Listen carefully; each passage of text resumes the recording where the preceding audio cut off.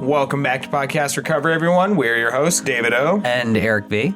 Today we are joined by our special guest, Michael. How are you doing today? I'm well. How are you guys doing? Doing well, man. Good. Where are you from, Michael? I am from Doylestown, Pennsylvania. Doylestown, Pennsylvania. Yeah, and before the podcast started, we were talking about how I was arrested in your county many years ago. Yeah, Bucks County. Bucks County. God bless Bucks County. Likes to criminalize. They like to criminalize addiction out here, sadly. Oh yeah, well, that's America.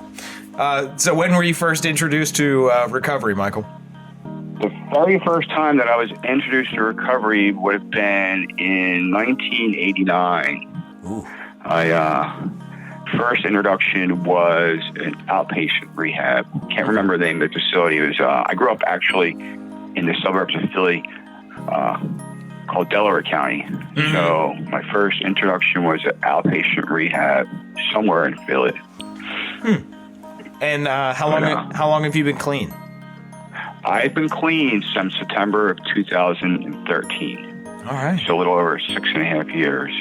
Congratulations. Yeah, miracle. Yeah, man, that's awesome. Thank you. And with all that out of the way, we're going to turn it over to you to share your story with us. So take it away. Okay, so getting back to that, I will take you guys back to the beginning. So, nice. I was born in Delaware County, a little town called Drexel Hill. I'm the second oldest of 5, Italian Catholic, Irish Catholic family. My father was Italian, my mother's Irish. Yeah, so I honestly always felt different from other kids, and I like to say, like in kindergarten, instead of getting milk and cookies, they should have given me shots of vodka, because I always felt different. Like I always was this fearful kid, and I didn't actually figure out what was going on until like later on in life, when I finally got involved in Alcoholics Anonymous and started writing the 4-step and took a look at my fears. I like to say, I took my first drink out of fear because I just didn't feel like I fit in the world. So like, what was your first drink? My first drink was Crown Royal, and so like I was 13 years old, and a couple of my friends, we were going to these dances at this local Catholic high school at Bonner, and the first couple dances, I was like a wallflower. I didn't talk to anyone. I didn't dance. I just stood there, and then I think it was the 4th dance. A friend of mine, his father owned a restaurant, and he stole a bottle of Crown Royal. And I remember as we were walking to the dance, and I was taking swigs of the Crown Royal, and I remember it burned as it went down. But, as we walked, right, and then I continued to drink, I felt like at peace in my own skin. First time in my life, I felt at peace, and the fear fell away, and the anxiety fell away. And that night, I danced, and that night, I talked to the other kids, and I continued to chase that high all through high school. Like the only thing that mattered to me in high school was how was I getting a bottle of that. Then it turned into Southern Comfort. That was my thing. Mm-hmm. So I was only concerned with how am I going to get a bottle of Southern Comfort for Friday and Saturday night. So that's how it was. In fact, I was a blackout drinker from the start. I remember at the age of 16 calling my friends on a Saturday or a Sunday morning, asking them where my car was. I don't remember how I got home. So, and alcohol was part of my family growing up.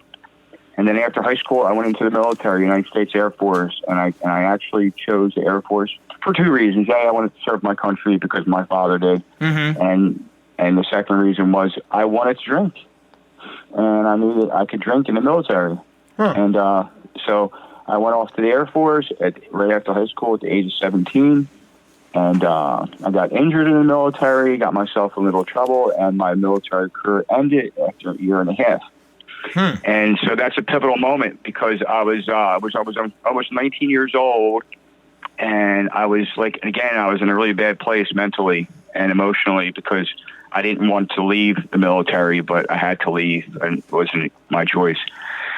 And it was the late 80s, and everybody in my back home everyone was doing cocaine. So I came home, and the first night that I came home, my family threw a welcome home party for me, which really wasn't a welcome home in my mind, but in their mind it was. And that night I did cocaine, and it was the second time that I arrived. And not to just, so that was 1989, and within 6 months, I was in my first outpatient rehab. And I remember going to that outpatient rehab and, thinking like I didn't take any direction. Mm-hmm. I was exposed to Narcotics Anonymous back then. I was exposed to Alcoholics Anonymous, and I was like, I did the outpatient rehab, and I'm like, I got this. I don't need to take any suggestions. I'm good. Mm-hmm. So anyway, because I want to focus more on the solution. So from 89 to 2003, I was in 11 rehabs and 14 detoxes. And I was in and out. Like all the 90s, I spent pretty much the 90s living in crack houses in West Philadelphia because that's just how it was. And I would go on a terrible binge for 6 or 8 months, and then I'd come out of the binge and life was terrible, and I would go into rehab. And I would do everything that was required in the treatment center, and I would be the model patient. And I'm like, I got this. They'd say, go to AA, go to NA, and sometimes I'd go to a recovery house. And then as soon as the thought in my mind outside of treatment would pop in my head to use, I would just act on it. I didn't realize that there was a solution that I didn't have to use.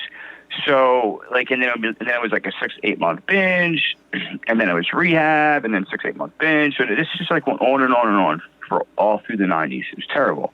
And then in 2001 was another pivotal moment. I was basically, so getting back, I worked as an electrician's helper through middle school and high school. So I always I started to learn a trade, and I always had money during those years. So when I came out of the military, I went right back to doing electrical work. And then in 2001, it was a week after 9/11, I got injured at work. And immediately the doctors prescribed OxyContin and oxycodone. So then now I'm taking these substances, and now, fairly quickly I became addicted to these opioids. And then in 2003, I had a knee replacement. January of 2003, I had my joint replaced. And then the insurance workers' comp and my attorney wanted me to get off the opioids, so they sent me to a rehab called the Karen Foundation, which is a really nice place. It is very nice. Yeah, my Donald wife Trump went there. What? Oh, wow. Yeah. Okay, so you know Karen. Yeah. That's my wife went to Karen. Oh, nice. I think she went back in 2009, I want to say. Oh, okay. But yeah. I used to actually, I actually lived in that area. I got sober in that area eventually. So that was in 2003. And actually Aerosmith went there. In fact, Father Bill that used to run the place, he passed away recently. I believe they sent a helicopter to the Karen Foundation and picked them up for Woodstock too and flew them out. Yeah. And then I believe Miss America, the one that Donald Trump fired, I believe that she went, that's where she finally got recovery at the Karen Foundation. Really good place. Nice. So I went there. I was sent there by workers' comp and my attorney. And it was the first time that I detoxed off opioids. And I actually left. It was the only time that I left rehab AMA against medical advice. And I'll tell you what, the reason I left against medical advice is because they wouldn't let me call my girlfriend. They were really strict. You got one phone call a week. And I was like, really? Well, guess what? I'll show you. Yeah. I'm going to leave. It's like, do you have a fork so I can stick it in both eyes just to get it over with? Yeah. That's the kind of pain that I caused myself. I'll show you. And it snowed for 3 days, and I walked off this mountain with a backpack and a rollerboard suitcase, and I walked down to a telephone pole at a telephone at a gas station, and I called my brother, and he came up from Philly to get me. It was February of 2003. I don't know what night in February of 2003, but I just know it's February of 2003. And that night, I picked up a drink and a drug, and I did not go to treatment again until September 12th of 2013. It was a 10.5-year relapse. A lot happened in those 10.5 years. I started getting arrested. It was bad. It was really, really bad. So, and then and then there's another pivotal moment in 2010. Purdue Pharmaceuticals and FDA changed the formula for OxyContin, so I could no longer crush it to snort it. So then I went right to heroin, and then cocaine. Technically, I used cocaine from 1989 to 2013. That's a long addiction, right? 20 plus years. Heroin took me down in 2.5 years. So it was bad. And so I just really want to rush through and get to the solution. But so in 2000, 2003, I left treatment. I picked up a drink and drugs. And like I said, it was a 10.5-year relapse. And a lot happened. Arrests, loss of jobs, loss of relationships. And really in April of 2011, it was a rough month for me. 4 things happened. My boss fired me from my job, and he was the guy that taught me the trade. I've known since I was 12. My truck was repossessed. I got kicked out of the basement that I was renting, and my girlfriend overdosed and died. So it was like pivotal because it was either a homeless shelter or I had to swallow my pride and call my parents and ask if I could come stay with them. So at that time, I was living in the Philadelphia area, and my parents were out. Like they moved out to western Pennsylvania, like 30 minutes past Reading. It's called Lebanon County, Pennsylvania, which they only live 20 minutes from Karen. So I went out there, and I was like in a really bad way mentally. I just lost my girlfriend. Like I didn't have a relationship with my siblings. I didn't, and in the meantime, forgot to mention, I had my high school sweetheart got pregnant. I have a son. He's 28, and my son is a really good guy. He's an attorney, and his mother did a fantastic job without me. But so like I didn't have a relationship with my son. So like and at this point I was unemployable, and I would sit in my room in my parents' house in the dark, and I would drink and drugs until I passed out. And I would get up the next day and I would do the same thing. And, you know, at the end, I was hopeless, I was helpless, and I was completely desperate. And the only thing that I can think about on a daily basis was suicide, but I just didn't have the courage to take my life in my parents' house. And I'll say that I was an IV drug user. At the end, I was shooting oxycodone, I was shooting heroin, I was shooting Klonopin, whatever I could crush up and get in the syringe and put my arm, I would do. And I was also drinking a half a gallon of vodka every other day. Like I was in a really, really dark place. Like it was just me in this room in the dark, and my parents just left me alone. Like I think the fact that they just had me home and not out in the street was good enough for them. So then I'll just tell you, like in 2000, I woke up one morning, September 8th, 2013, and I just had enough. Like I was mentally and physically, spiritually bankrupt. And I remember in the back of my mind that I would think about AA and NA during the course of that 10.5-year relapse. But then the thought was readily supplanted with, you can't, like, you're not one of those people. You tried recovery. But the difference is I never tried the steps.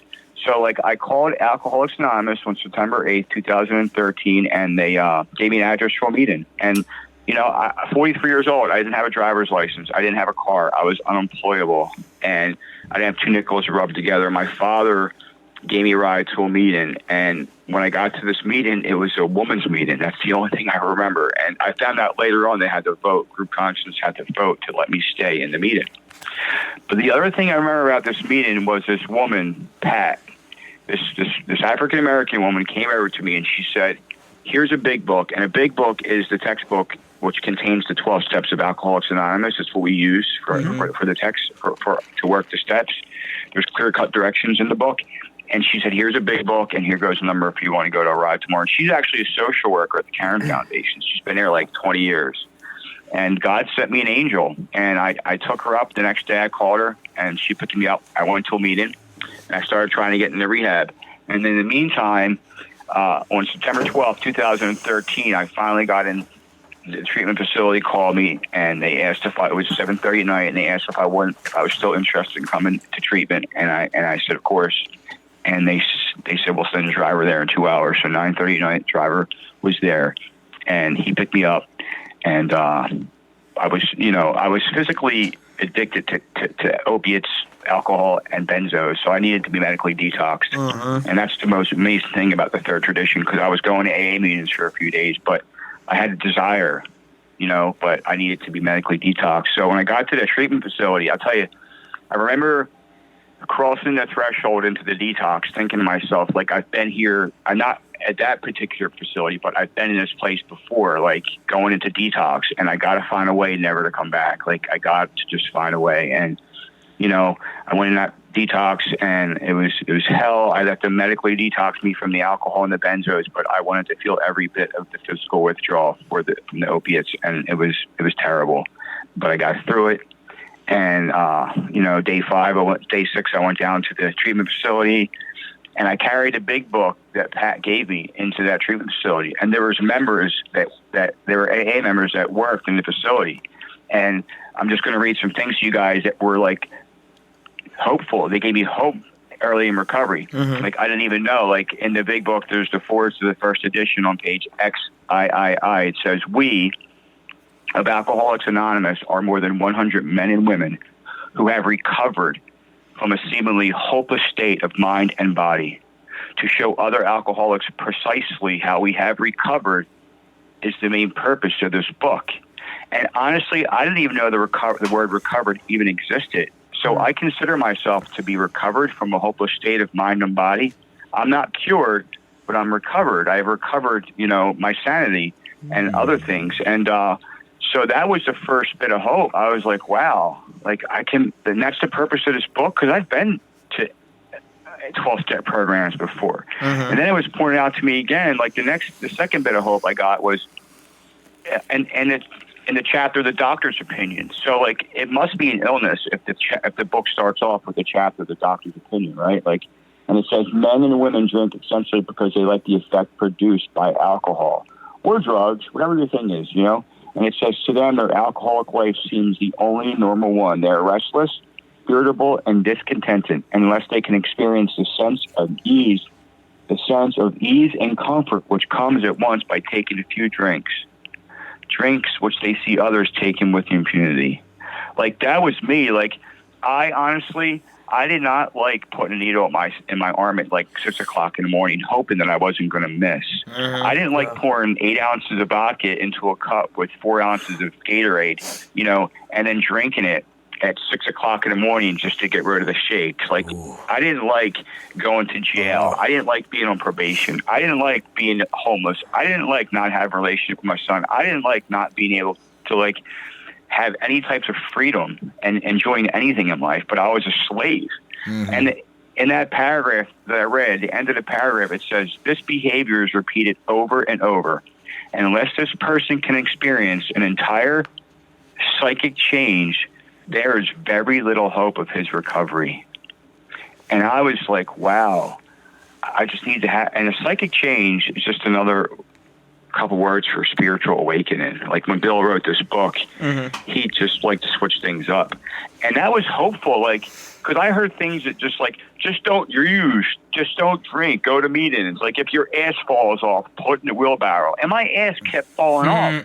Like I just couldn't, and I didn't realize that all I needed to do, like if you're the real alcoholic or the real drug addict like me, the only thing that I know, because I've tried religion. One time I took a 40, and the year 2000, I was dating this Christian girl, and her family would put hands on me, and they would pray, and I would get 30 days clean, and I would relapse, and they would put hands on me and pray. One time they put me in a bus. I took a 40-hour bus ride to San Antonio in Texas to this Christian place called Teen Challenge. And after 2 weeks, I'm like, this is crazy. Like, send me back home. Like I tried religion. I tried psychiatry. I tried Suboxone. Like, I tried everything. And once I finally surrendered and asked for help and took direction, my life began to change. And I'm just going to read one more thing. Like, there's a chapter in this book called We Agnostics. And I didn't really think it applied to me, because born and raised Catholic, I believed there was a God, but I believed that God wasn't for me. In fact, I never went to God when things were rough, like I guess foxhole prayers people call it. I never would ask God to help me get out of the situation, because I felt like this has nothing to do with him. This is me, and I just got to find a way out of it. So, but this chapter is an awesome chapter. And the thing I love about this chapter, there's a paragraph here. It says, lack of power. That was our dilemma. We had to find a power by which we could live, and it had to be a power greater than ourselves, obviously. But where and how were we to find this power? And then it goes on to say, well, that's exactly what this book is about. Its main object is to enable you to find a power greater than yourself, which will solve your problem. Bam. How hopeful is that? All I have to do is follow directions, and my problem will be solved. One of my favorite lines in the big book is a step 10 promise, and And it says what we really have is a daily reprieve contingent on the maintenance of our spiritual condition. So every day for me, my every clean day is contingent on my relationship with my higher power. And there's other things that go into that, like how do I maintain my spiritual condition? By living in steps 10, 11, and 12 on a daily basis. By recovery, service, and unity, the three legacies in AA. Like recovery is the steps. Service is like being involved in my community, being involved in AA. And unity is like going to meetings and doing fun things with other recovering people. Like recovery, service, and unity with is like a three-legged stool. If you take one of those legs away, that stool is going to fall over, right? So as long as that I'm living in 10, 11, 12, I can't fail, And so we agnostics, there's the paragraph, it starts off with, when you honestly want to, you cannot find, when you honestly want to, you find you cannot quit entirely. Or if when drinking you have little control over the amount you take, you're probably alcoholic. And then it says, if that be the case, you may be suffering from an illness which only a spiritual experience will conquer. I feel like addiction is a spiritual malady, man. If you look at the depths that a lot of us sink to, I've been to Kensington, and I feed the homeless in Kensington. I'm involved in my community. People are shooting up on the street curbs. There are zombies, and it's sad. Addiction as a spiritual malady. But once you straighten out physically and mentally, emotionally, you overcome, man. When I asked my sponsor, I came out of treatment and I just started going to big book meetings. And then I found a man and he asked me what was I willing to do. And I found out later on the only answer he wanted to hear was the right answer. I said, I'm willing to do anything. So I went through the steps and I'll just run down really quick. So step one for me was just I knew I was powerless. There was not a doubt in my mind because I just had this 10.5-year relapse. I was on probation for my 10th year in a row. I had a bunch of charges that I had been in and out of prisons for short time, in and out of jail for short times, and then being supervised constantly by a probation officer. And then I knew that my life was unmanageable, and I knew that I was powerless. That was, I had to fully concede to my innermost self that I'm powerless.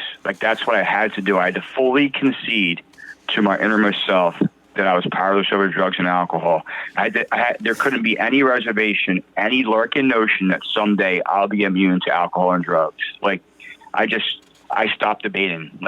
And then step two, came to believe in a power greater than myself could restore me to sanity. That was easy for me. Steps 1 and 2, I can believe in God. In fact, there's a question on page 47. It says, we needed to ask ourselves one short question. Do I now believe, or am I even willing to believe there is a power greater than myself? And it says, as soon as a man can say he does, we emphatically assure him that he's on his way. So steps 1 and 2, they're easy. And then step 3 was just a decision and then a prayer. And there's a prayer in this book. And I believe step 3 is just a decision that you're going to follow through with the rest of the work.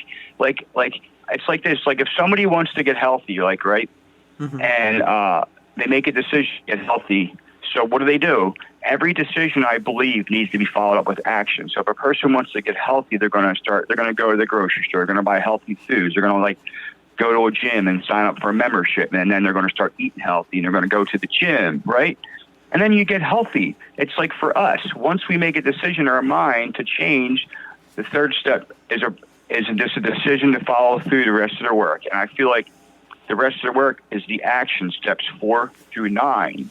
And for me, step 4 is pivotal because I was full of resentment. I was full of shame, guilt, and remorse. And I had to get and I feel like my soul was just full of mental, splinters.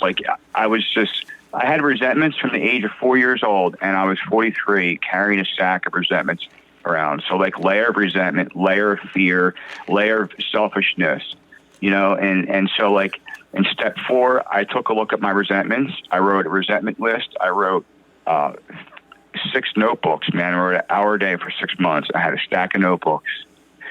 I looked at my resentments, my fears, and my sex conduct. And actually, it really didn't have anything to do with sex. It had to look at personal relationships that I had with the women that I had sex with, and there's 9 questions in the book. So I wrote their name at the top of the page, and I answered the 9 questions. And I really grew from that part of the 4-step because I got to see how selfish I really was, you know. And so that was step 4. And then step 5, I went to my sponsor's house on a Saturday morning. Step 5, I got to his house. We were in the basement. He said, pick a chair. I picked a chair, and he sat the chair in front of me. He said, that's God. So step 5 is just admit to God, to ourselves, and to another human being the exact nature of wrong. So my sponsor was just a witness. This was really between me and God. So then I started reading my 5th step, and it was 8 hours. And then step 6 and 7, 2 short paragraphs, but they pack a powerful punch in this book. You know, and there's a prayer, a 7-step prayer. And then the 8th step. And then I had my 8th step list from my thorough 4th step because I had to write a list of names of everyone that I've ever met that meant anything to me. So I had a list of 2,200 names. And I went through each name, and if I owed them a resentment, I put a check next to their name. And like there was some like raging resentments that I had, and then there was just some minor resentments. Like the definition of a resentment is an ill feeling. So I wanted to get rid of my past completely, and I went through the steps with it's called the Big Book Study Method, and it's really thorough. So like then I had my 8th step, and then my 9th step I start making amends. Right, and then once I start making my amends, now I'm living in steps 10, 11, and 12, and I don't know when it happened, but I had the spiritual awakening, and the 9th step promises started to come true in my life, you know.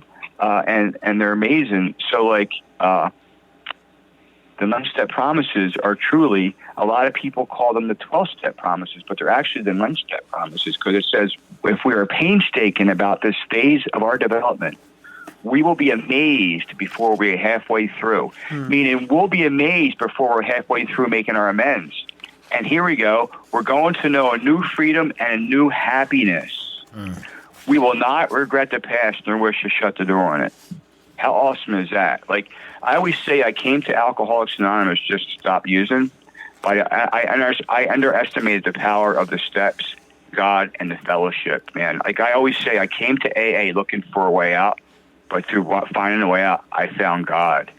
And like the promises have come true in my life, and they continue to come true in my life. Like, and I'll just tell you guys real briefly, like real quickly, like I had the opportunity, like my story has been put to video, 2 different videos. There's been a couple podcasts. There's been media articles. I have the opportunity to speak in prisons. And I'm involved in my community. I'm also a veteran, and I'm involved in different veterans organizations.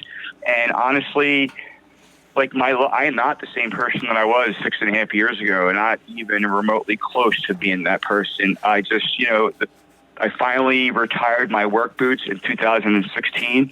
I'm going to graduate next month, in May, from Bucks County Community College with my associate's degree in paralegal studies. I got into Villanova University. I'm going to Villanova in the fall. Nice. I'm in the National Honor Society, Phi Theta Kappa.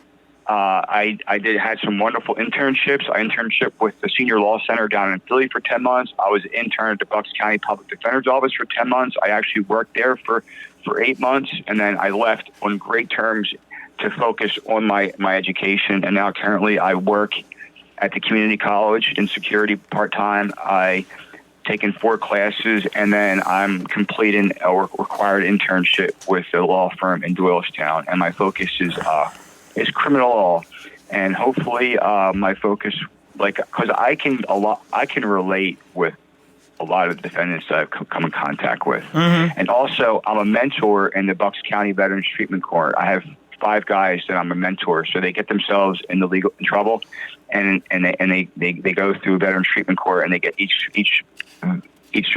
vet gets assigned a mentor. So I have like a lot of really good things going on. I feel like as addicts and alcoholics, the core of our illness is our total self-centeredness, right? So what better way for me to get out of myself than to help others? Because if I'm working with another alcoholic, another addict, then I'm not thinking about Michael. I'm thinking about someone else. And for so long, I always thought about Michael. It's all about Michael.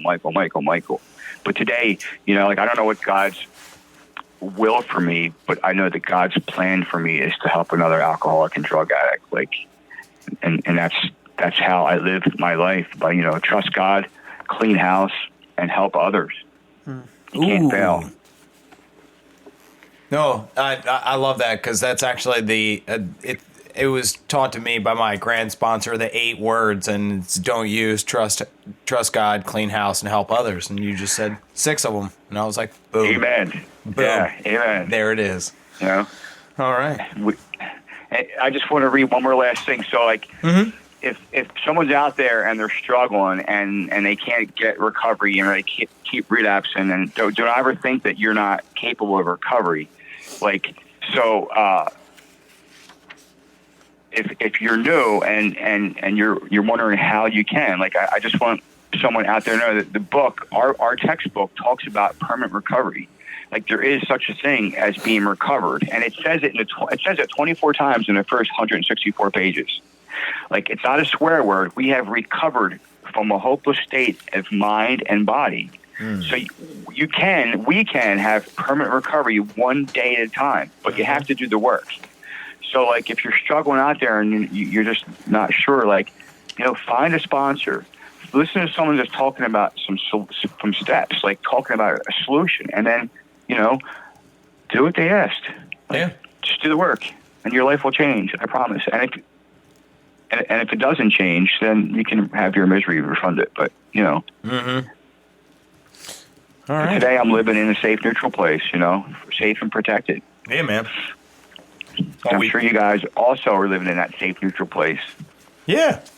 Yeah. We're living some good lives while Eric is diving into... Living the dream, right? Living the dream. Eric's diving into his big book right now to find some questions for you. But in the meantime, I have some questions for you. All right. So you talked a lot about it in your story. Really the cycle of insanity, for sure. Like the 6-8 month binge, go back into rehab. 6-8 month binge, go back into rehab. And it was just sort of like a never ending cycle of that rehab and addiction lifestyle. So what is the most important necessary change to break that cycle of rehab and addiction?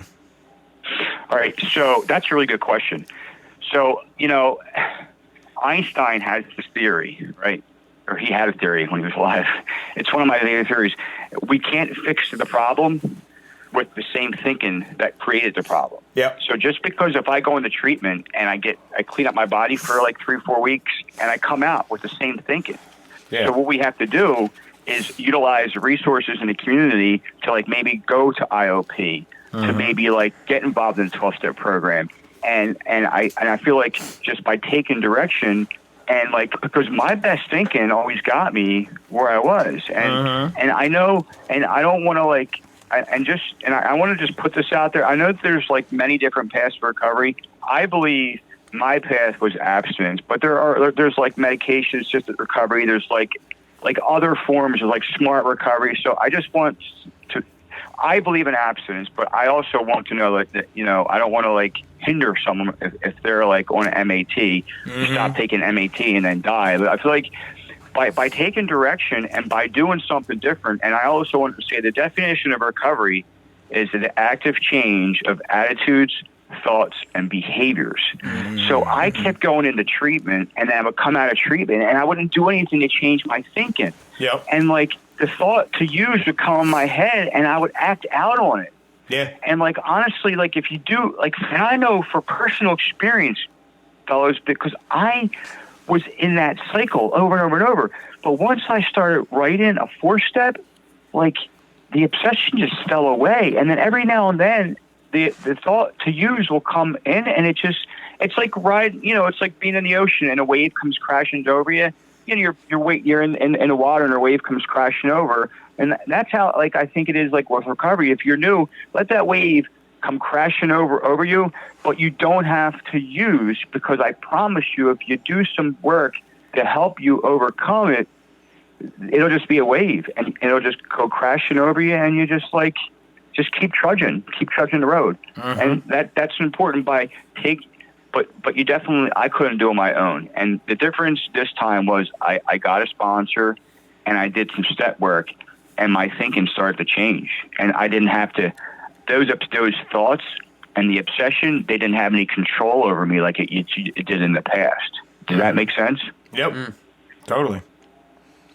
All right. All right, Eric, So, what have you got? I'm a relapser, which Okay. I've shared many times. But I'm always curious when talking with other people who've relapsed, right? Like it's like it sounds like you went in and out for years, and Just getting the oil change. And you're- yeah, I mean,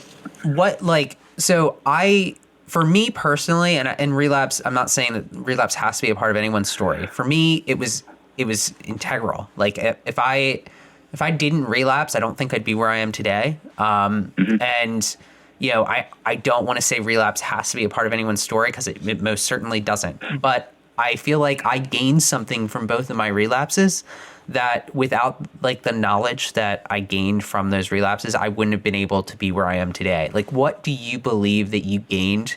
If anything, maybe you didn't gain anything, but what do you feel like you gained from your relapses and were able to incorporate into your recovery today? I'm the kind of person that I have to learn from my own mistakes, and I can't let anybody teach me about their mistakes. So, like, I feel like I remember early on, like, it was when I first went to rehab, like, okay, well, I'm going to come out of rehab, and I'm just going to, like, I'm not going to do coke, but I'm just going to go to the bar and drink. Then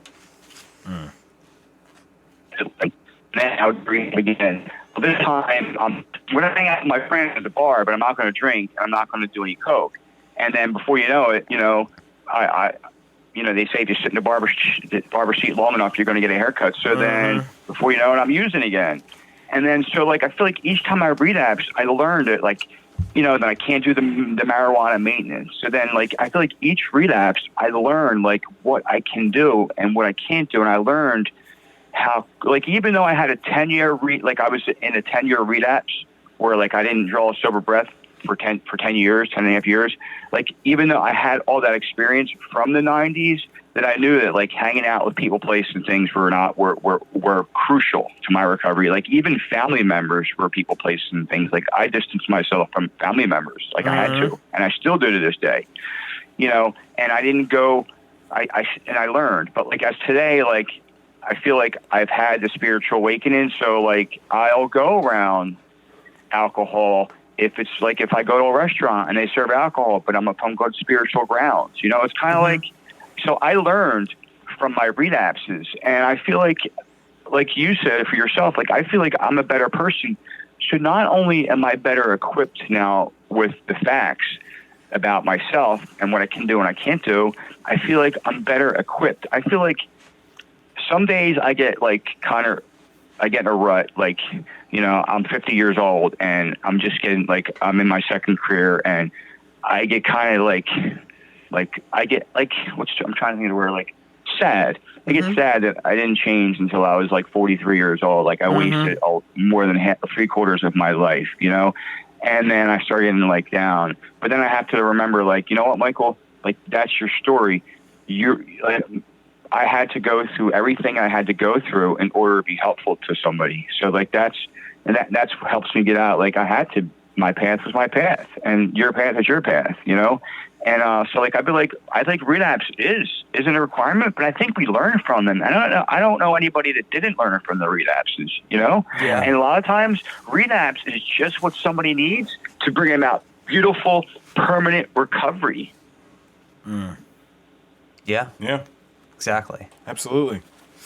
All I right. see it on Twitter, some of these groups, got people like, I got drunk again, and it just, like, breaks my heart. And it's like, and then the new people coming in and out. And, like, I lost a close friend. Like, I lost 5 first cousins to this illness. I had a girlfriend overdose and die. I had 2 close friends die 2 years ago, and I sold both. I sold drugs for 10 years, and I sold them both their first OxyContin, and then I sold them both the first bag of heroin.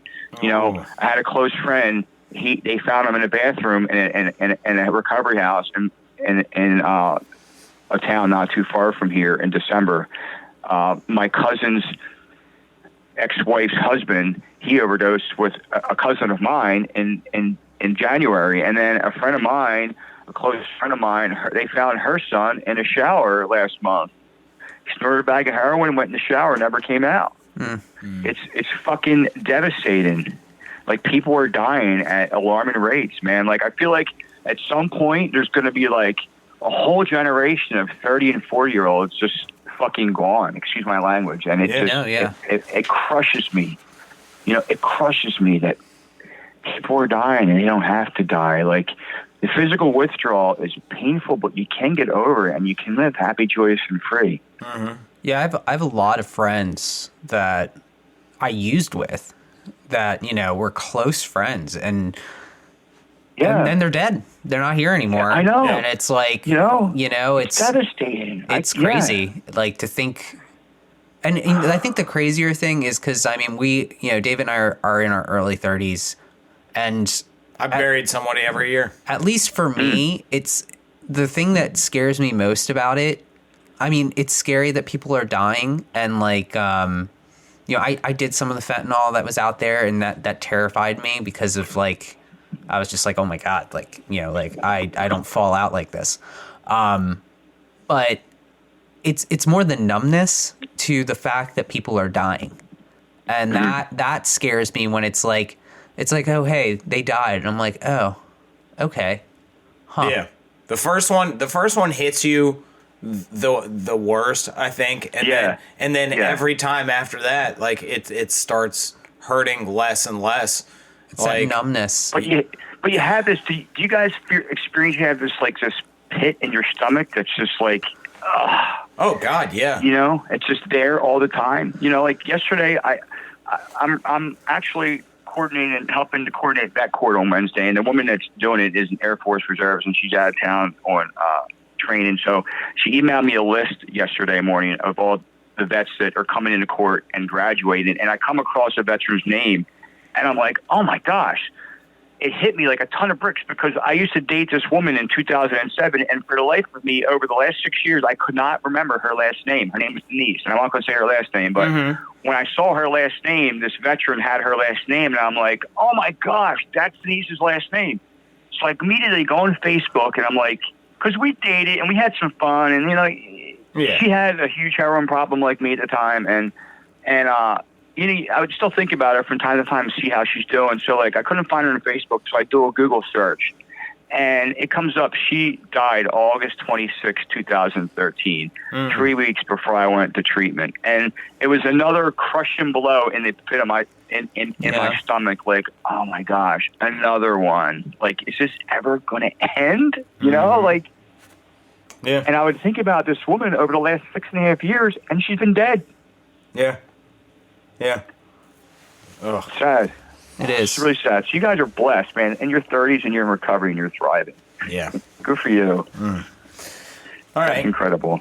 So I have a question between the, I guess, the two rival factions in some sense. What made you choose AA over NA? Okay, so I didn't really... So in NA, I don't know. I went to NA a lot in the 90s, in and out. I had like probably, I had an NA sponsor. I lived with an NA sponsor for a short time. I kept relapsing, and I had like, I must have had 50, 30-day coins in NA in the 90s. And I don't know. That one day, September 8th, I thought of AA. Maybe it was God. Like, I feel like God comes to us through like our thoughts, through other people. And it wasn't like I chose AA specifically over NA. It's just how it happened. Like, I thought about AA. I called AA. They sent me to a meeting. A woman gave me a big book. I took the big book into treatment. AA members pointed things out to me in the big book. So, and then I started going to big book meetings. In fact, I've been to a couple NA meetings in the area when I can't get to an AA meeting. And there's another thing that's really good is out here. We call it Opioid Anonymous, and they use the big book, and that's really cool because I get to talk about shooting up and the big book at the same time, which I can't talk about. Nice. Drugs and AA, and in some meetings I could go to, I talk about it in passing. And like a lot of people know that, you know, like there's been this huge campaign, like my face has been on SEPTA buses, billboards, print ads. So people around me know who I am. And so like when I mention opioids in passing, I'm only doing it for the new person, to let them know that, you know, if you think you're a drug addict, AA can work for you. But honestly, it just wasn't something that I set out. It's just how it unfolded. And the solution for me just seemed to fit. So, and I just like followed the path that God laid out for me. Yeah. I'll be honest. It was kind of a trap question, but you navigated it perfectly. So I love. I do like the fact that you use the hotline. I always wonder like who uses the hotline. So I don't think I'll hear it like every once in I used to hear it every once in a blue moon that someone would be like, I called the hotline. But like I don't usually hear it. So whenever I do hear it, I'm like, oh, that's why the hotline matters. It's like someone does use it. Yeah. I volunteered for a summer a couple of years ago down in Philadelphia's CPI hotline. Mm-hmm. Yeah, so it's pretty cool if you ever get an opportunity. I'm sure NA. Are you guys both NA? Yeah. So I'm sure they have NA hotline, right? Yeah, we do. They do. I've never heard someone... I used it once. Okay. I used it once my second year in recovery because like we were like trying to find like an out of area meeting, and like I'm not throwing shade at the NA hotline, but like whoever was on the line that day, they were terrible. They sent me to a meeting that didn't even exist anymore. Well, that's and more. I was just like, oh, what the hell? That's more of like a surveying problem. Dude, I've realized that's like an issue in like probably both. But this woman sent us to Brooklyn, so we're in the Brooklyn. Brooklyn and Maryland. Find a meeting in Brooklyn pretty easily. Yeah, but like it was not a nice neighborhood at all. So me and my friend are bopping around Brooklyn like two white idiots. Like we do not belong here at all. Oh, and man. I was just like, I feel like I am in danger in Brooklyn Park. Yeah. It was not. So I mean. It was hilarious. You know, that's like, I think like the worst thing, it's happened to me twice where I look online for a meeting and I go and the doors are locked. Because sometimes you get that one shot with the drug addict or alcoholic, and if the doors are fucking locked, man, you lost your shot. Well, right? yeah. I mean, so that's like the worst. It happens in both fellowships. It does. And unfortunately, people need to communicate more effectively when it comes down to that. Yeah. And now with technology, you got the meeting guide. I don't know. There's a meeting guide list and AA meetings. That's just AA. It's so they both have meeting guides. I think, and they have apps now. Well, I think the issue that you kind of come across, and this is an issue for both fellowships that I think, you know, maybe I know. I don't know how I know this stuff because I don't come around barely ever, but I know that NA in our area was trying to do a survey of meetings that are actually still around because our book is huge in Baltimore. Because you know, if you haven't heard, we have a little bit of a drug problem here. Of course. But yeah, you know, like we had to form a committee, and they went to every single meeting in the schedule, and a lot of them were defunct and gone. Yeah. So they had to edit it down a lot. But they need that because, like you were saying, like if a meeting is closed and like it's in the book, that could have been the one time someone might have heard something that kept them around. But you know, it's really great. Yeah. Yeah. If you have a phone, you have a meeting with Podcast Recovery. Exactly.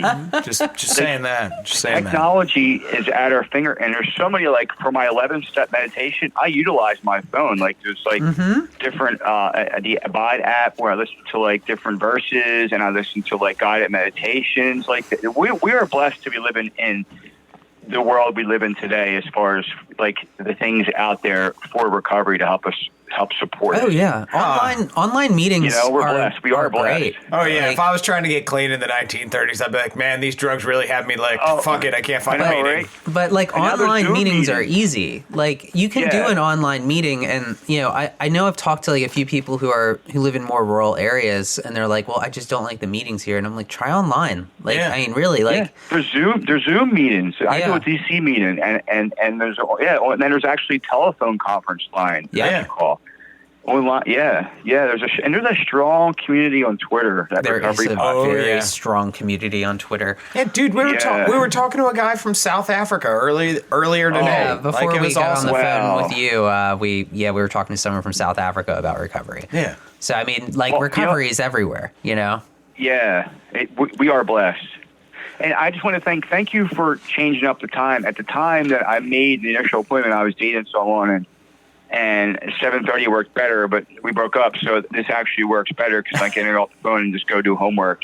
Yeah, dude, of But course. I appreciate you guys being flexible with your time for the podcast for me. I do. Absolutely. So I have another question for you. So before we started talking about like the hotline and stuff, which that is an important thing, the hotline, and also, you know, surveying meetings, because I've had that happen to me a lot as well, where doors are shut. But you were kind of talking about your spirituality a little bit right before then.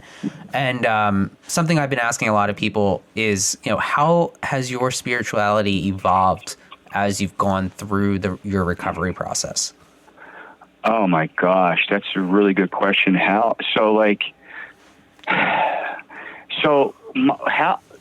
when I first went through the steps, like I had. Well, let me just say this. Get back up. My relationship, my God consciousness, is the most important entity or fact of my life. Mm-hmm. Like, God is my default. When I'm like struggling with something, it's all about prayer, meditation.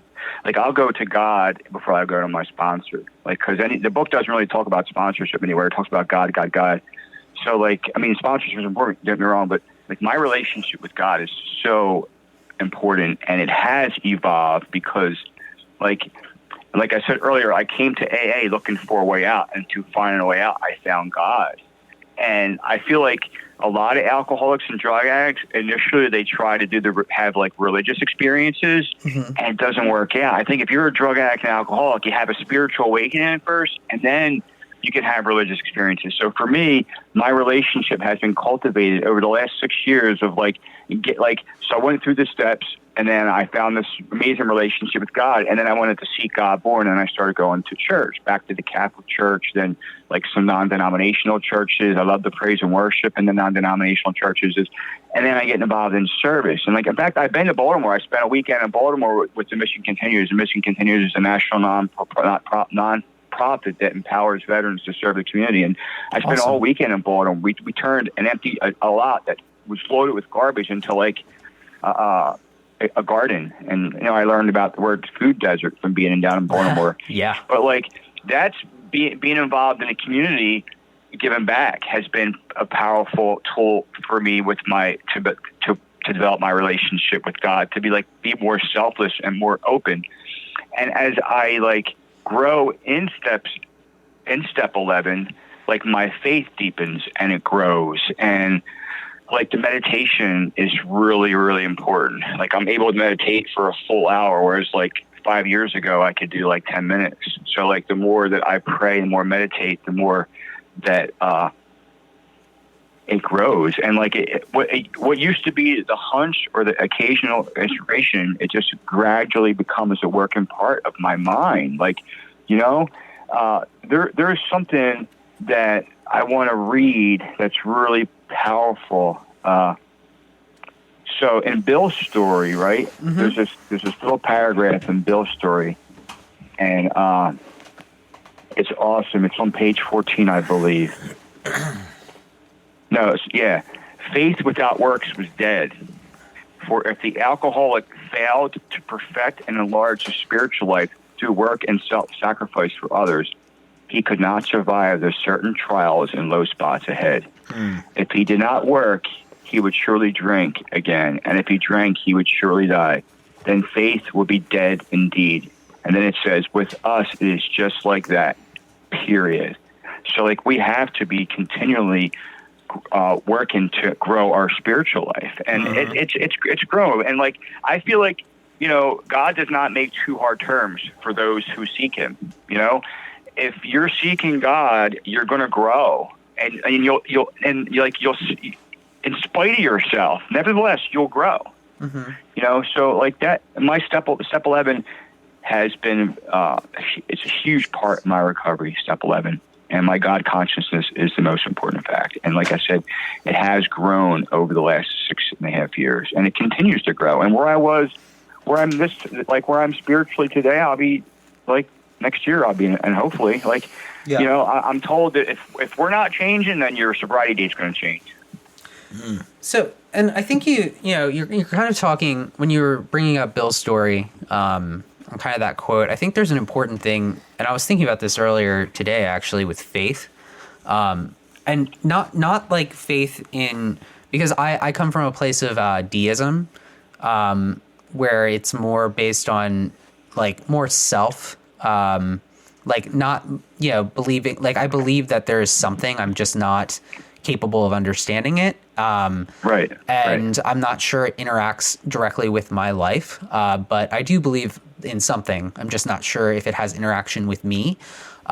So it's a lot of self-based stuff. But I think there's an important thing to remember with faith is that like faith is not always something that has to be tied to a deity, religion, right? Or a religion, right. like even just yeah. Because I was thinking about the guy we had on before. He's a therapist, and I was thinking, when you enter like recovery, it's not like it's putting faith in the process. It's not putting faith in God. It's not putting faith in like something else. It's like, man, just have faith that like this works. Right? Like, and like, absolutely. The rest will maybe fall into place. But, sometimes it's hard to separate that language. And like, one of the things I used to do in my early recovery is, and I know a few people do this, and I know it's probably ridiculous, is you define the words within like the big book or the basic text. So in my basic text, I like defined a shit ton of words just to get a better understanding. Mm-hmm. Faith does not equal religion.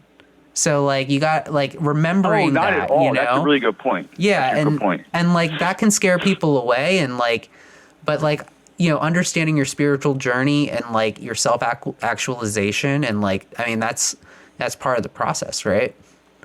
Yeah. It is. And I'm glad that you're making that point, because there are people out there that are going to listen to podcasts, and like a lot of people hear the word God and they're like, oh, forget this. Like they're mine.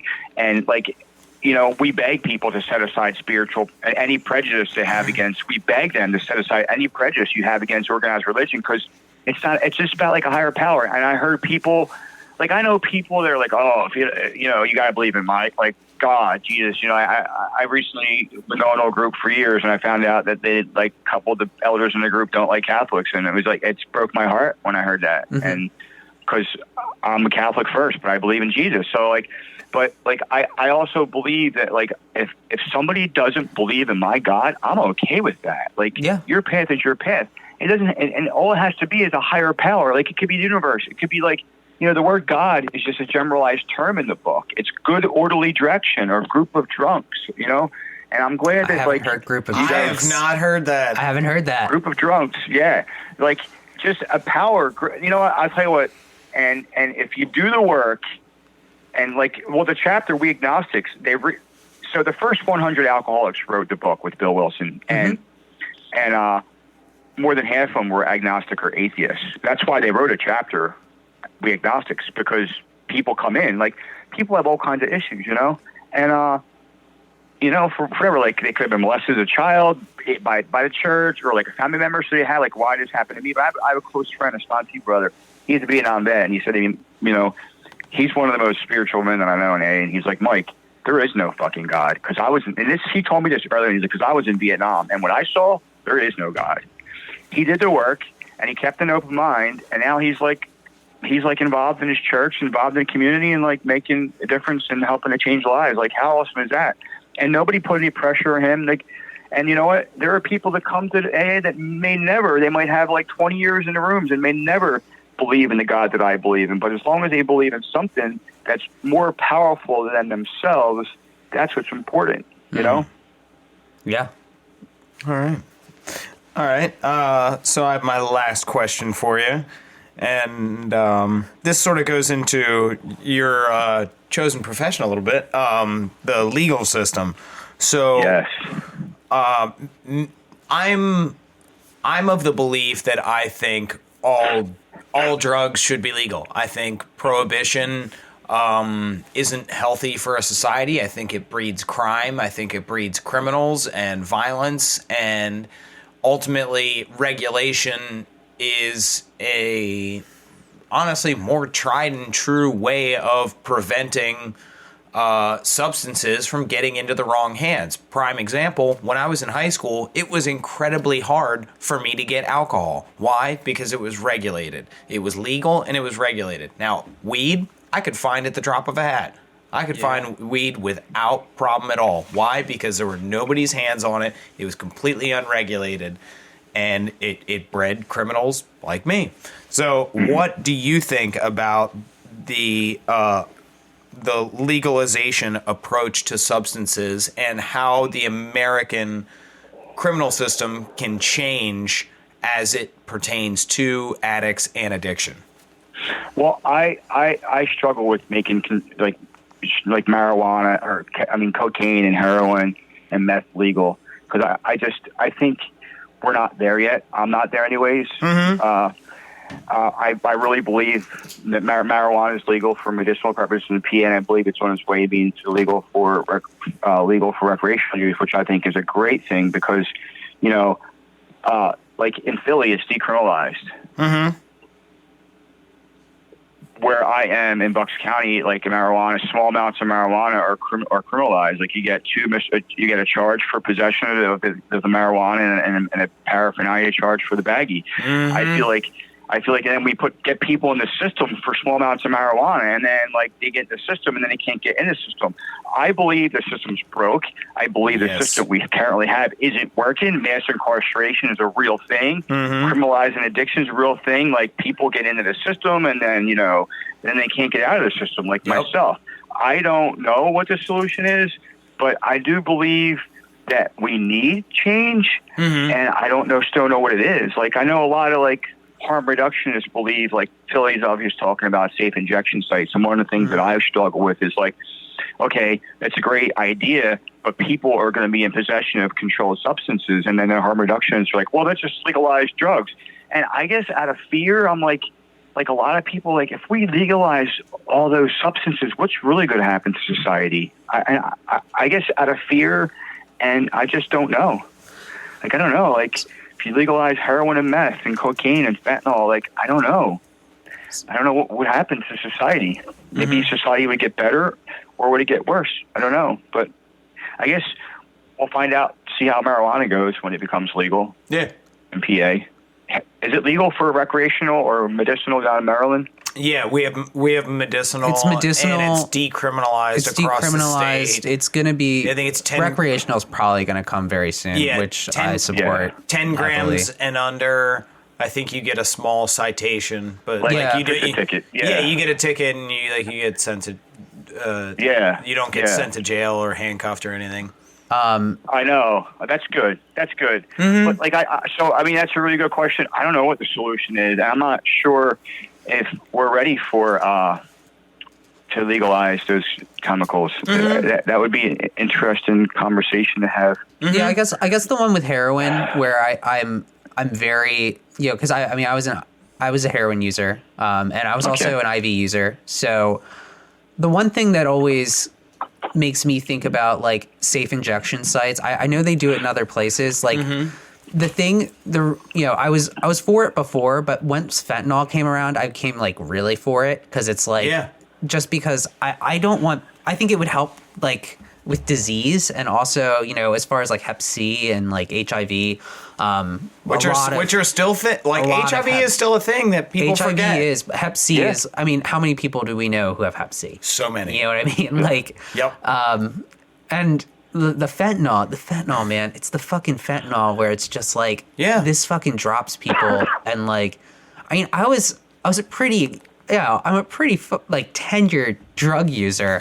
Like, when I do my way around a needle. Thank you very much. No, but when I do a fucking tester, heroin and crack 101. When I do a tester, right? Cook up heroin in a spoon.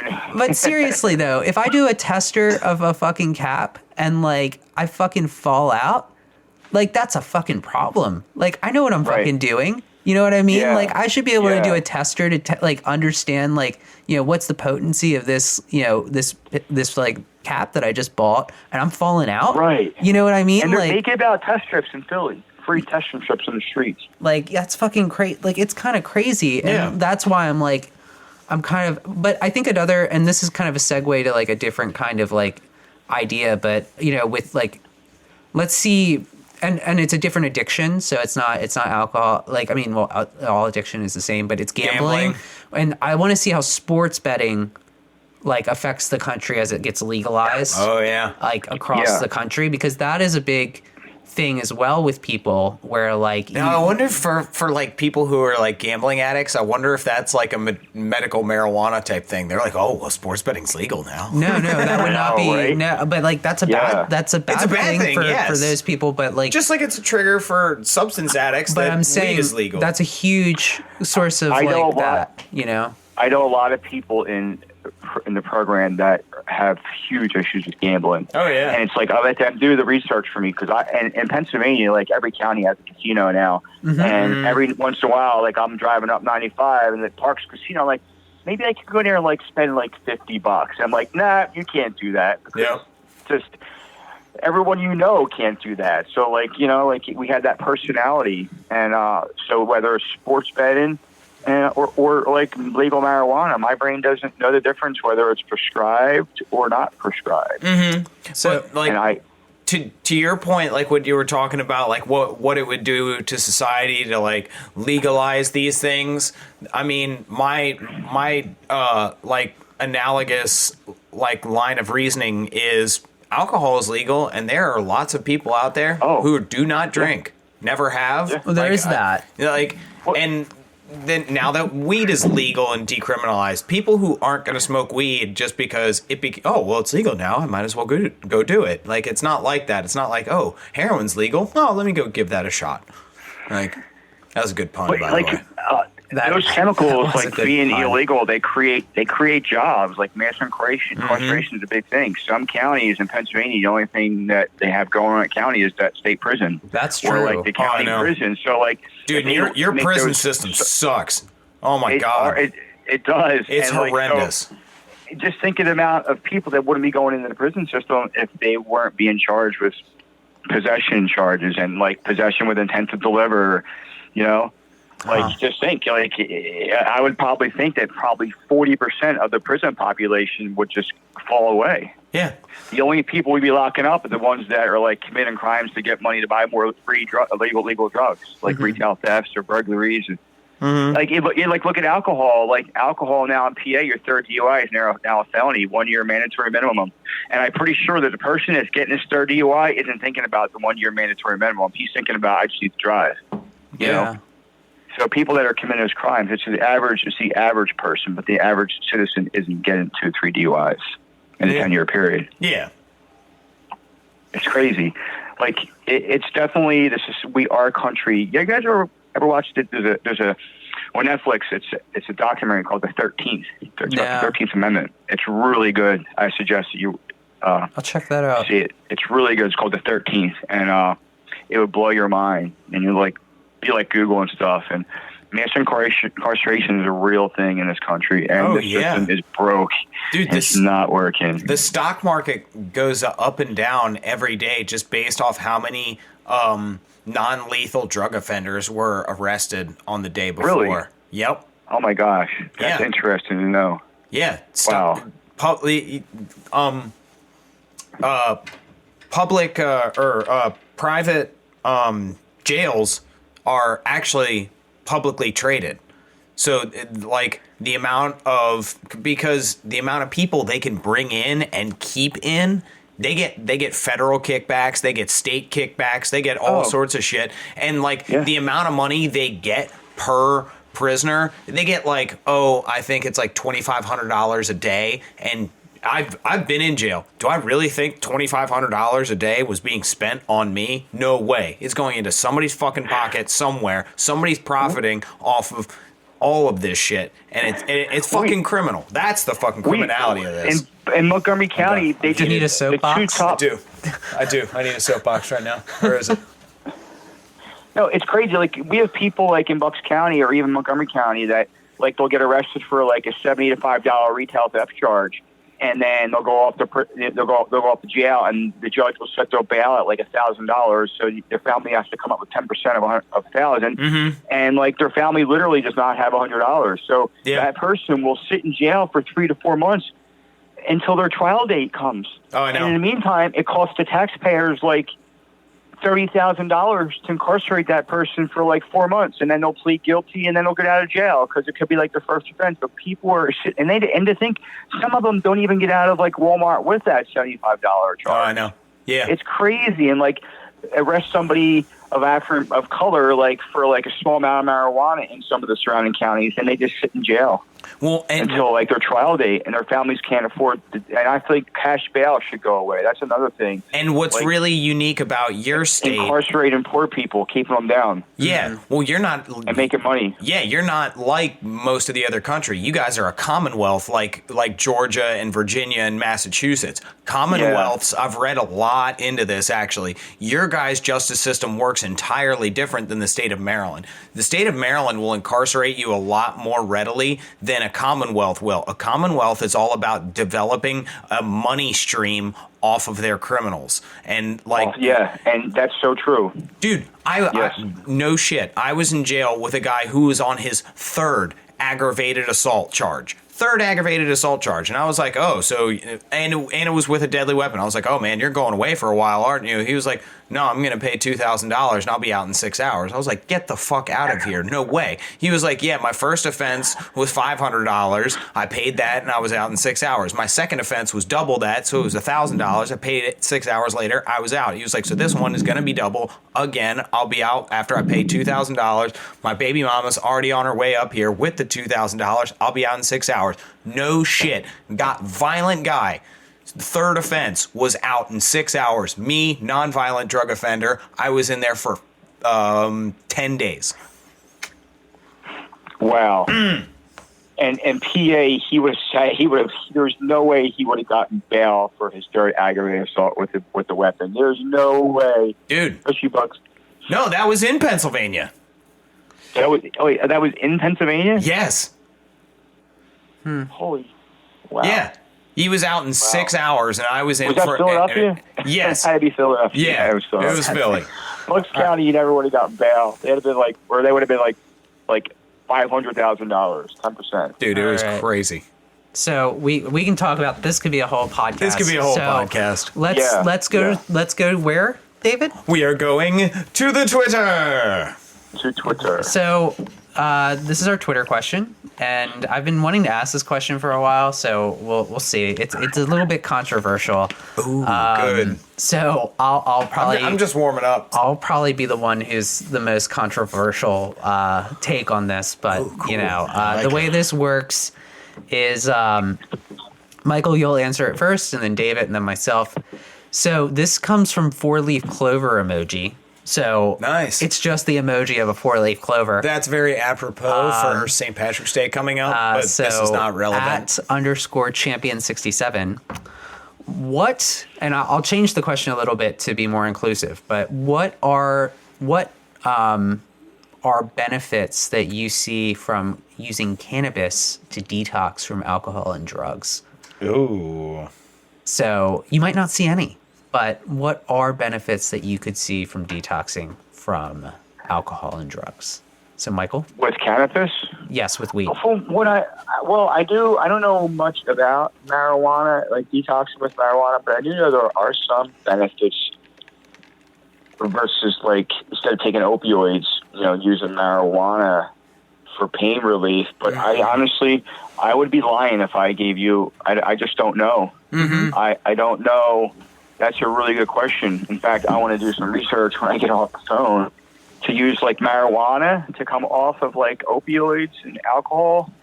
But the thing about alcohol and benzos, you have to be careful because you can die. If you can die, you can have a seizure and die. So I don't think the marijuana would prohibit you from having a seizure. Yeah, probably not. So I would not recommend it definitely. But for like heroin or honestly, like for any kind of detox, I definitely recommend being in a controlled environment because, before they said you couldn't, alcohol and benzos, you have to be medically detoxed because you could die. But like heroin and fentanyl, that you won't necessarily die, but you'll feel like you're dying. But I know I've actually read about people dying in prisons withdrawing from opioids without anything at all. So I always recommend any person should be medically detoxed. And in fact, with today's epidemic, I think there's, well, at least in Pennsylvania, like there's so much federal dollars and state dollars for those that need treatment. I always recommend and consulting with a medical professional. But that's interesting. Marijuana detox. Yeah, detoxing in jail where they don't give you anything sucks. Yeah. Sucks really bad. And it can kill you. But back to the question. I'm going to go to a sort of a subset of marijuana, which I'm sure Eric is going to bring up, which is CBD, which is a derivative of cannabis, because he asked about cannabis, not marijuana. So, yeah, exactly. Yeah, there is. He fine printed that pretty well. So like there are non narcotic derivatives of cannabis like CBD or Marinol that Marinol's cannabis. Yeah, it's cannabis. THC. Is it? Yeah. Oh, what is it? I think so. No, I thought Marinol was non-narcotic. I'm on a computer. I can check. Okay, Google Marinol. Okay, but CBD. So there's extracts you can use from the plant that I know help with their anti-inflammatories, their anti-nausea agents to them, and so it is perceivable, like it's that it could be used even medically by a doctor to in a controlled environment at a rehab, that they could give you CBD instead of acetaminophen or ibuprofen or anything to help with inflammation inside your body, because if it's an extreme alcoholic, they have kidney damage, they have liver damage, they have stomach damage, and the NSAIDs, the acetaminophen, ibuprofen, naproxen, all those things could exacerbate already existing issues in the stomach, in the liver, in the kidneys, where maybe necessarily CBD wouldn't exacerbate those, and it could help with like the nausea feeling first thing in the morning. It could reduce swelling inside the body if you're like dry heaving and a lot of the other side effects. But I'm not well versed either. I think it's possible. But I don't know as much as, I don't know, an expert. I'm not an expert. So it does look like it's more of like a synthetic type of derivative. But I'll have to do some more research on this. So CBD. So the CBD is that where the common effects come from? No, so, I don't know. Like, what's the THC is different than CBD, correct? Yes. Yeah. So Eric. So with cannabis, there's a bunch of different type of cannabinoids. Yeah, cannabinoids that are that come with the plant. So CBD, and let me see, I have some tincture over here. What is this? It's like CBD and CBG are the two. CBG is just like starting to become more popular, but CBD is the one that you'll see at like drugstores, and it has a lot of different benefits. And the way I equate it from like a fellowship perspective is kind of like, think of it as the opposite of coffee, as like it's something where if coffee like brings you up, like CBD is going to relieve your anxiety. It's a less it's not it's not going to get you high, right? Yes. It's just like, all right, so I have some joint pain. I'm going to rub this on my, rub some like cream on my joint that's infused with CBD, and it will help the joint pain. Yeah, and like, I know people who use that. Yeah, I'm and say feeling it has great anxiety, effects. or I'm like having like insomnia. I'll take some CBD to relieve the anxiety. But when it comes to the question of, it's such a complicated thing. It's not for me. I know that. So Or it wasn't. what, cannabis or CBD? During like my whole like detox process and everything. Oh. Obviously, I detoxed in jail for 2.5 weeks or whatever. So I would use. So I mean, usually when I'm coming down, I'm usually coming down off of like pills like Adderall. benzos, Adderall, Yeah. Coke, and heroin. Those are my drugs of choice. Is Horrible mixture. It's a terrible. I've been there. It's an awful mixture. Oh, yeah. But that's what does it for me.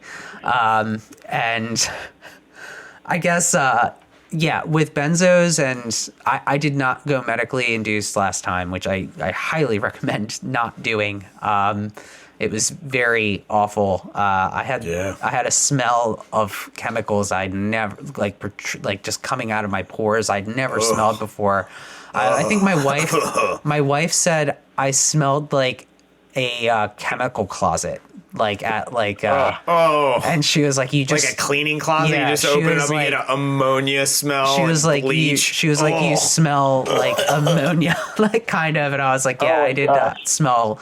I probably should have gone to the hospital and You're been. lucky you still have your wife after that. Yeah, dude. It was very unpleasant, and Well, she married him after that, so that's how you know it's true love, Oh. buddy. She did marry me after that. Yeah, that's true love, buddy. She was going through her own stuff at the time, so we were on equal footing. I just Yeah. smelled pretty bad. But I guess I have used like cannabis to come off of like to relieve the effects, right? Because I mean, coming off heroin and benzos and like Coke and all that stuff, like that sucks. Yeah. I don't, each person's recovery is their own.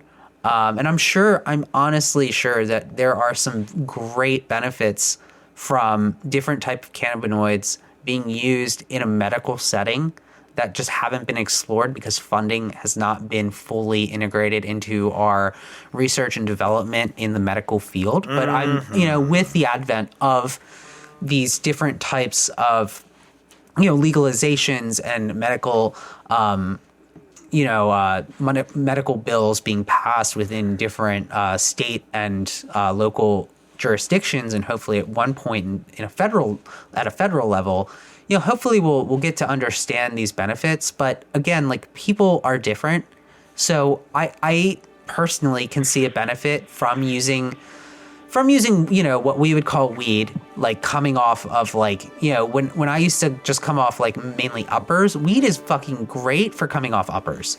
Like it's a great way to like get yourself like, like I guess a little bit. This is going south. Yeah, but like, sorry. Like, this is going This south. is going south. But I'm saying people are different, and like, I think down the road, like as the medical community begins to do the research, we'll have a better understanding. We'll have, I completely agree. And like, Yeah. I would rather take a plant than take a pill. Yeah. Right. And, Absolutely. like, that's just me personally. Like, I feel Hey, you take too safer. much Tylenol, your stomach's going to start bleeding. Tylenol's an awful drug. It's terrible. But and if CBD can do the same thing with comparable effects, then oh yeah, Right. of course, Cheaper. of course. like it's a no fucking And it's probably a brainer. lot cheaper than pharmaceuticals. Yeah. Yeah, for now, Like, until get the fucking research. until But- DuPont gets their hands But on again, this is a whole like we could go down a whole like thing with it. Monsanto marijuana. We're hitting areas of big pharma and like They're listening. The big brother is listening the now. prison system, and those are two big issues that we could have like Oh, God, this is a whole podcast. multiple conversations. Yeah, on. then we got to start talking about DMT and get Joe Rogan on the line. But all right, I think we're about there, David. You know? Are we? Yeah, I think it's time to thank our guest Michael for joining us today. Oh, it's my pleasure. Thank you. Yeah, It's an man. honor. Yeah, it was awesome. It's an honor. I can help change one life. Yeah, man. Then our mission complete. All right. You know, so it's about helping those that are still suffering. Absolutely. Yeah, man. It was a pleasure having you on. Yes, thank you. Nice talking to you guys. Yeah. Hey, enjoy the. Oh, go ahead. Sorry. Go ahead, Eric. Oh no. It's do your closeout. Oh, I'm going to my sign up. Okay. Here at Podcast Recovery, we are aiming to expand the scope of support for recovering addicts. Accessibility and convenience of helpful services is paramount to combating addiction. We work to bring the message of recovery to every addict, wherever and whenever it is needed. We believe that a powerful voice of recovery should be obtainable, practical, and at the touch of a button. Every addict deserves to hear a message of hope, and Podcast Recovery is here to provide it. Thanks for joining us, everybody. Follow us on Twitter, Facebook, Instagram, like, share, subscribe. Check out our website, podcastrecovery.com. But most importantly, everybody out there, stay safe, stay clean.